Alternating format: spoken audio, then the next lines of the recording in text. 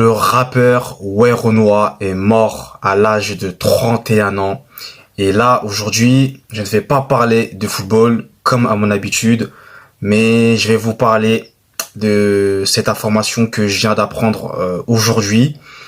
Puisque déjà, faut savoir, pour ceux et celles qui ne le savent pas, que je suis un très grand fan de rap et que la mort de cet artiste très talentueux, m'a choqué, m'a affecté comme beaucoup de personnes qui écoutent cette musique ou qui étaient proches ou non et qui n'écoutaient pas cette musique du rappeur Werenoi. Donc déjà, bonjour à vous, j'espère que vous allez bien et que tout se passe pour le mieux. Moi, en tout cas, ça va super, mais avec cette triste nouvelle, j'ai quand même du mal à me dire que il est parti, mais c'est bien le cas, bien malheureusement. Donc, je tiens à présenter mes sincères condoléances à sa famille, ainsi que tous les proches qui étaient autour de lui. Toutes mes pensées vont à sa famille, vont à ses proches. C'est une étape très difficile.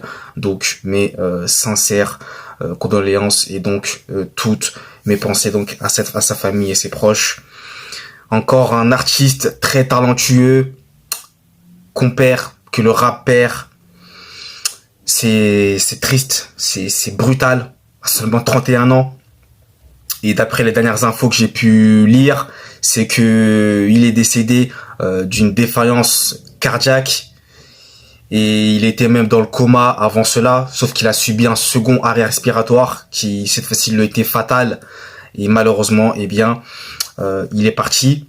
Donc pour ceux et celles qui connaissent pas un peu cet artiste-là, sachez que Werenoi était l'un des artistes qui vendait le plus d'albums durant ces dernières années au sein du rap. Il était très connu, même si lui, en tant que personne, était très discret.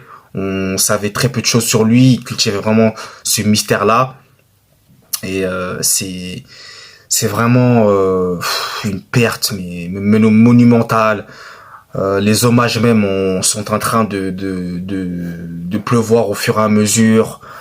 J'ai même vu Pascal Obispo qui leur a rendu hommage, Cyril Hanouna qui leur a rendu hommage, Skyrock, il y a beaucoup de médias même qui lui ont rendu hommage.